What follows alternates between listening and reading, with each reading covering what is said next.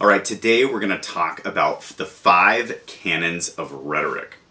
These were developed by a Roman philosopher named Cicero, and they're really intended for oration, for giving a verbal speech. Back in the day, a long time ago, the way we would educate each other was we would tell stories, right? And we still do that today, of course, but that was the primary mode. You might have one person, have a whole bunch of people around them, they would tell a story, they would memorize a play, they would do all those kind of things, and they would deliver that to the audience. And it was powerful, and it was communal, and there were really good elements to that. Now along came the printing press and access to all this information, and of course now today the internet and access to every bit of information ever created. And oration is a little bit different. And for our purposes in class, we're talking about writing. So these 5 canons of rhetoric do apply to writing, but they're really intended for oration. So we're only going to really talk about the first 3 as they apply to writing in rhetoric. So, before I get too far ahead of myself, you might be asking, what is a 5 canon of rhetoric? What does that mean to have 5 canons of rhetoric? Simply put, those are the overarching elements of rhetoric. So everything else we talk about, the minutiae of rhetoric, that falls under these different categories. So, let's dig into them. I have my cheat sheet here, so I'll be referencing that. And then I'll give you some examples as we kind of go along the way. First one, invention. So invention is exactly what it sounds like. It's that process of coming up with what you're going to tell, what you're going to write in our case. So in a past video, we talked about a term called exigence. And exigence is that moment you feel called, you feel compelled to write or to create some kind of text. And invention is basically that process. What you want to think of there in writing is it's the pre-writing stage. So, if your teacher's ever been in a classroom, and I'm sure you've experienced this before, and you've just read a text and you're sitting in your desk and the teacher says you have a paper assignment and you're saying, oh no, what am I going to write about? And the teacher says, I'm going to have you brainstorm. And they give that lovely example of storms and brains. And you say, okay, I'll figure this out. And you start jotting down ideas. That's invention. That's really prescriptive invention. But that's why the teacher does it, is because they're trying to get you to get those thoughts down on a piece of paper. Now, more realistically, right, when you're creating something, and you might have done this through social media, you might have done this through writing to hopefully a senator or someone who is in the political realm who you wanted to get in touch with. You had a moment where you said, I need to write something, that exigence, and you said, I'm going to write about whatever. And that is your moment of invention. So from invention, we have the next one, which is arrangement. And arrangement, again, is really easy because it sounds like what it is. And that's simply making choices about how you're going to structure these things. How are you going to arrange what you are giving to the audience?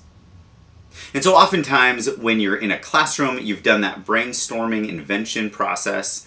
Now you are at that point where you need to arrange the text so the reader understands it. So you start writing drafts, right? And oftentimes in a classroom, again, this is really prescriptive because the teacher is trying to help you understand how the arrangement could work. So in some classes, prior to this class, you might have been given a thesis statement and they say, okay, I want a topic sentence, I want some concrete details, and I want multiple paragraphs. And they might even tell you how those paragraphs should be ordered and what should be in those paragraphs specifically to the argument. In this class, I'm going to give you a lot more leniency. Some people don't like that, by the way. They like that prescriptive form. But I'm really pushing you to think about how do you arrange something to make it meaningful to the audience? And that is through arrangement. Okay, next, we move on to style. So style in our writing process, and it's really the third of 5 canons here that apply to the writing process. But in the writing process, style is where you're choosing specific words, specific sentence structures, even specific images, if that's figurative language, whatever that might be. You're choosing that to get the reader to buy into what you're saying. You're trying to convince them through those structures and through those choices that you're making. So this part of the writing process is really revision. This is where maybe you've given it to a peer, you've given it to a teacher, someone you trust, and you say, how does it sound? What does it look like? And that peer says, I don't know about how this word sounds. Does that have the connotation or the denotation that you think it does have, or you think it that you think means what it means? Just like that. So that style is really important to think about because it ultimately facilitates the argument. And it makes it so that the reader says, oh, this is really, really good. This is compelling.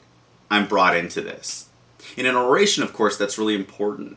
And in writing, it's critical. Because in writing, you're not there to read the audience. You basically write down your stuff and you give it, and then you hope that it does what you think it will do. That's what makes writing really challenging. All right, our last two have more to do with oration than writing, but I'll give them to you anyway, and obviously you can look at those on the referenced sheet here. But those last two are memory and delivery. So memory is really oration-based, and that's where you're effectively kind of memorizing what you have said. You're really familiar with what you've said. So in, again, days past, you would actually recite things to an audience. Now this isn't completely gone. Oftentimes this will happen. You'll write a paper, you've done everything up to that point of memory, and someone asks you about it, and they say, well, what'd you write about? And then you do want to be able to relay what you wrote about to them, especially if it's a teacher and they're asking about it. And then the last one is delivery. And delivery, again, in writing is not the same as in oration, but in delivery it might be something like, as the example in this sheet says, you might print off copies of your paper and give them to people. That would be delivery, really.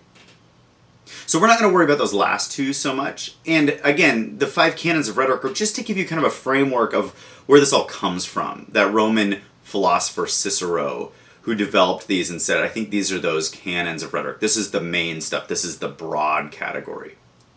Everything we do after this point stems from those broad categories. It fills in those categories so you understand them. But hopefully this will help you have a framework for what we're doing and understand it better.